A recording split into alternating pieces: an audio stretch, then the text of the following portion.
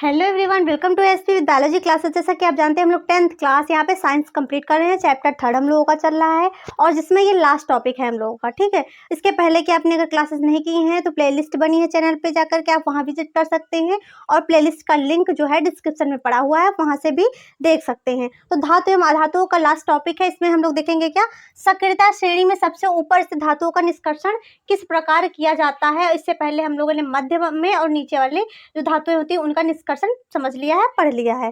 तो देखिए कैसे होता है, इन धातुओं को विद्युत अपघटनीय अपचयन, ठीक, कौन से विद्युत अपघटनीय अपचयन विधि द्वारा क्या किया जाता है, इनका निष्कर्षण किया जाता है। ठीक है, तो एग्जाम्पल में आपका सोडियम हो गया, मैग्नीशियम हो गया, कैल्शियम, ठीक, उनके गलित क्लोराइडों के विद्युत अपघटन से प्राप्त किया जाता है। ठीक, इनके जो गलित क्लोराइड होते हैं यानी इनको क्लोराइड के साथ क्रिया कराने के बाद इनको प्राप्त किया जाता है। ठीक है, कैथोड पर धातुएं विक्षेपित होती हैं, यानी कि जितनी धातु होंगी आपको कैथोड पे प्राप्त होंगी और जितनी आपकी अधातुएं होंगी वो आपकी कहाँ, एनोड पर प्राप्त होंगी। ठीक है, तो आप इससे समझ सकते हैं धातुएं कैथोड पे प्राप्त होंगी यानी कि कैथोड ऋणात्मक होगा, एनोड पे आपके एनोड पे जो है वो अब मुक्त होंगी, तो इसका मतलब से क्लोरीन प्राप्त होगी, वहां पे क्या होगा, एनोड जो सिरा होगा वो धनात्मक होगा।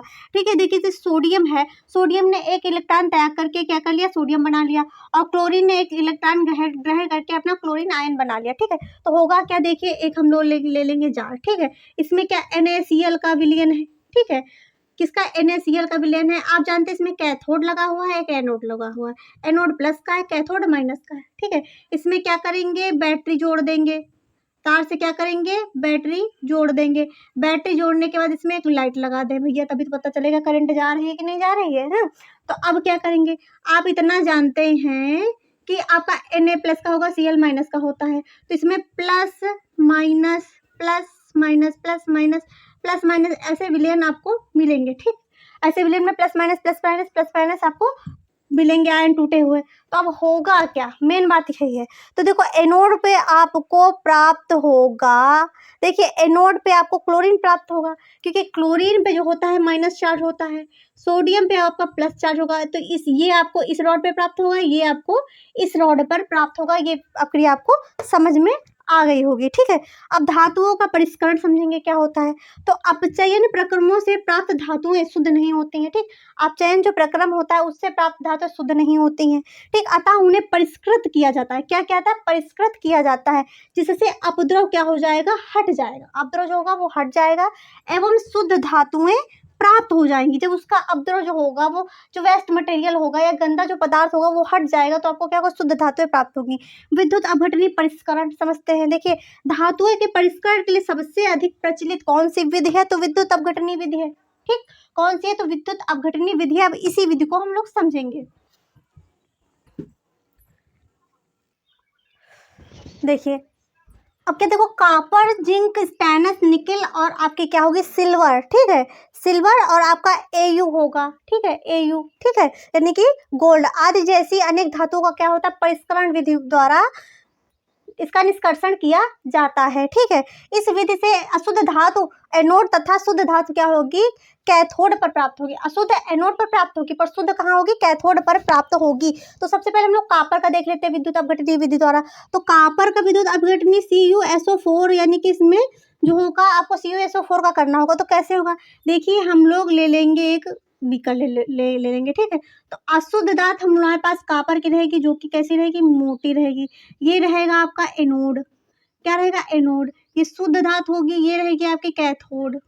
ठीक, ये आपकी कैथोड होगी। ठीक है, ये कैथोड होगी। ये रॉड जो होगी ये कॉपर की होगी, किसकी होगी, कॉपर की होगी।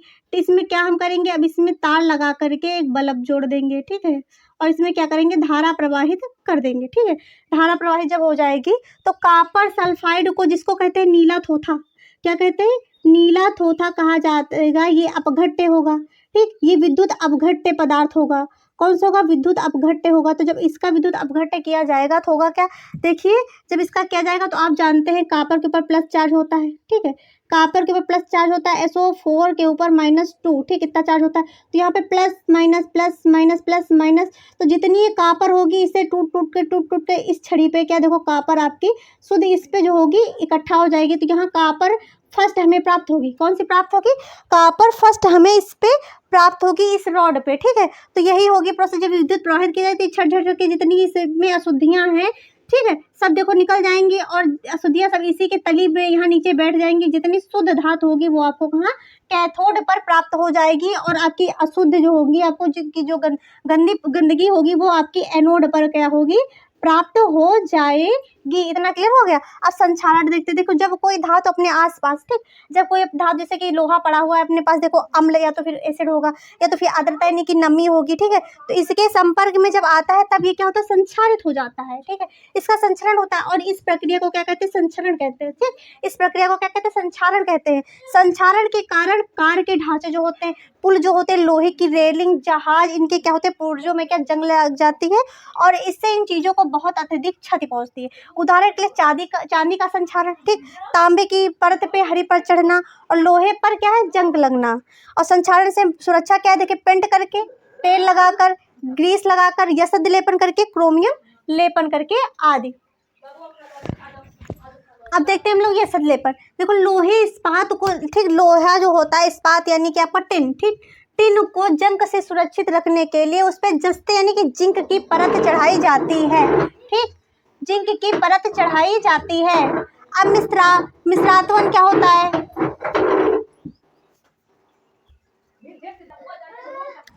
दो या दो से अधिक धातुओं के समांगी को मिश्र धातु कहते हैं। मिश्र धातु में देखो धातु प्लस अधातु दोनों मिलाकर के मिश्र धातु बनाई जाती हैं। उदाहरण के सिद्ध लोहा नरम होता है, लेकिन जब उसमें 0.05% कार्बन मिला दिया जाता है तो क्या हो जाता है, उसमें फिर शुद्ध होता है, तब उसमें 0.05% कार्बन मिला होता है। लोहे के साथ निकिल व क्रोमियम मिलाने पर क्या आपका स्टेनलेस प्राप्त होता है। मिश्र धातु के गुणधर्म, तो धातु की अपेक्षा उसमें मिश्र धातु की चालकता तथा गलनांक क्या होता है, कम होता है। धातुओं में चालकता और गलनांक क्या होता है, बहुत अधिक होता है, ठीक। सीसा एवं टिन यानी कि पीबी और एसएन की मिश्र धातु सोल्डर है, जिसका क्या होता है, गलनांक बहुत कम होगा, क्योंकि मिश्र धातु है, ये मिश्र धातु है तो गलनांक कम है, ठीक है। और इसका उपयोग विद्युत तारों की वेल्डिंग करने में क्या आता है, जो वेल्डिंग होती है विद्युत तारों की, तो उसका उपयोग किसमें, सीसा और टिन का इसका उपयोग, देखो जो सोल्डर धातु बनी होती है इसी मिश्र धातु से बनी हुई इस धातु का उपयोग क्या कहता है, विद्युत तारों को वेल्डिंग करने में किया जाता है। ये हम लोग का चैप्टर क्या हो गया, फिनिश हो गया। अगर आपको हमारी क्लास अच्छी लगी तो हमारी वीडियो को ज़्यादा से ज़्यादा अपने दोस्तों में शेयर करें, हमारे चैनल को लाइक करें, शेयर करें, सब्सक्राइब करें। मिलते हैं नेक्स्ट चैप्टर के साथ।